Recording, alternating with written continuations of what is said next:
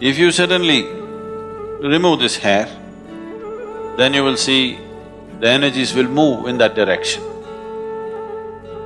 If you activate the two chakras which are above the physical body, it's a phenomenal possibility.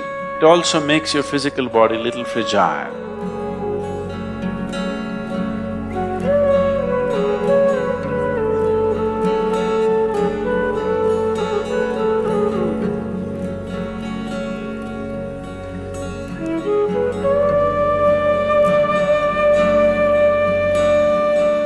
Now,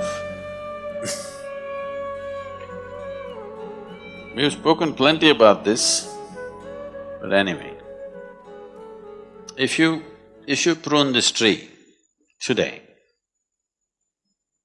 the tree will focus its energy towards the area that's been pruned, and you will see, suppose you prune this part of the tree and don't prune that, you will see in this part of the tree, the number of leaves that will come out in the next 15 days or a month is much, much more than in the other part of the tree. Have you noticed this? Yes or no? Because now that this is pruned, the tree directs its energy in that direction.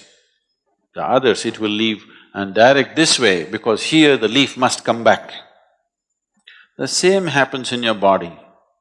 If you suddenly remove this hair, then you will see the energies will move in that direction. So people who are doing certain type of sadhana want that to happen. So people don't just shave their head whenever they feel like it.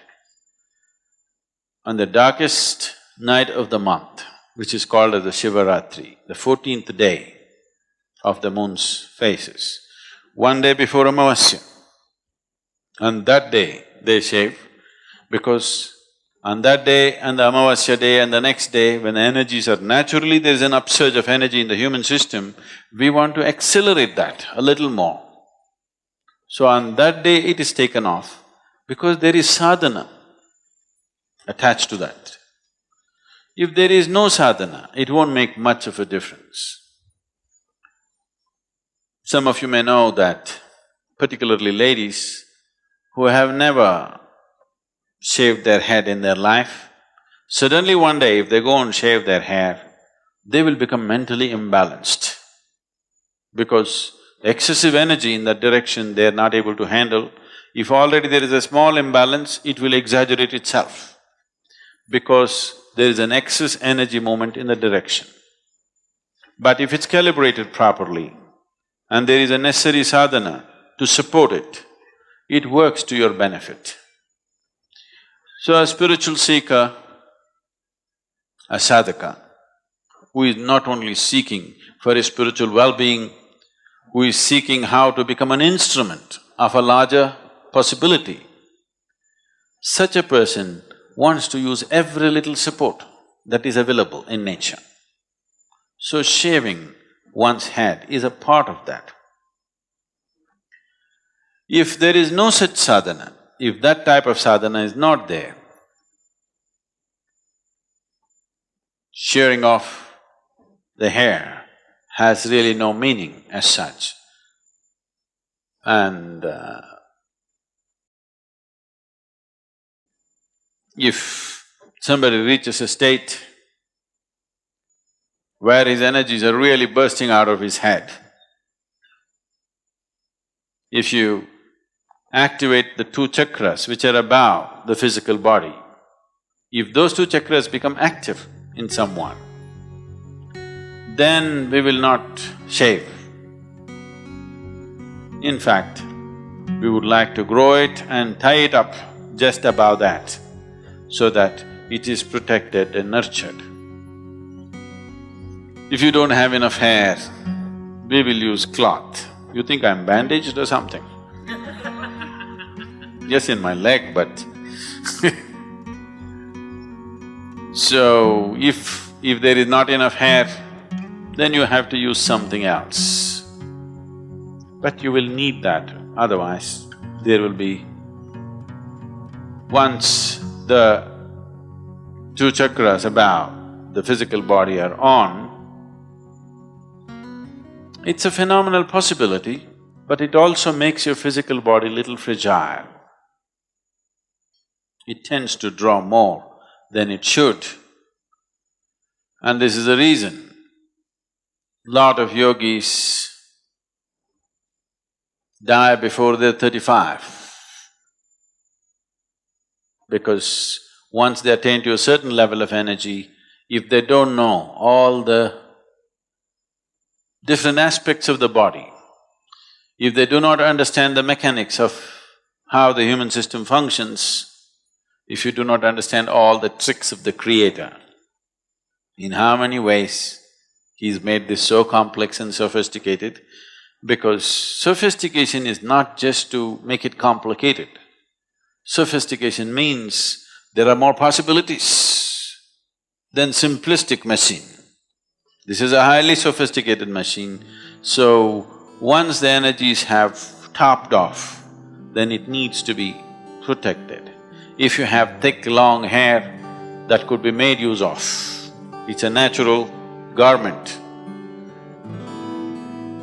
If you don't have, or if you're afraid you will lose your hair, then you dreadlock it. You know the dreadlocks you've seen sadhu sannyasis, it can be done, I won't tell you how, because if you start going around with dreadlocks, that'll not be good. There is a way to get your hair into a dreadlock. So you do that. Or if you don't have that much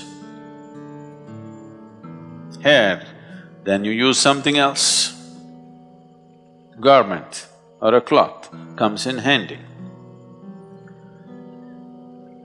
The nature of the body is such, the volume of energy that one neuron consumes in the body, in the brain, is many fold more than what one cell in the body consumes.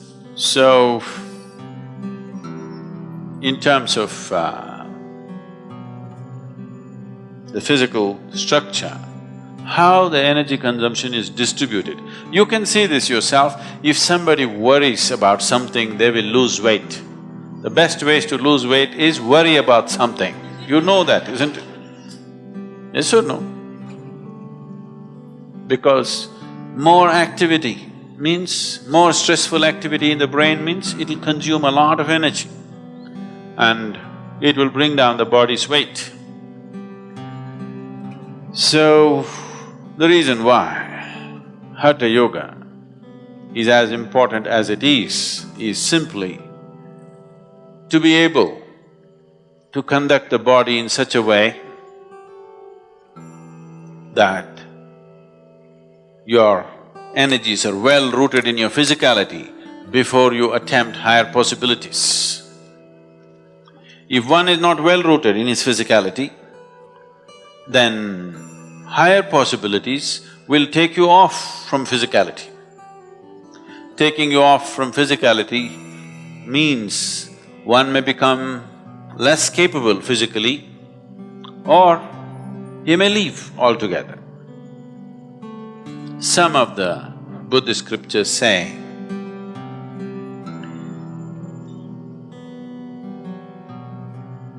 Gautama, before his enlightenment, walked like a man.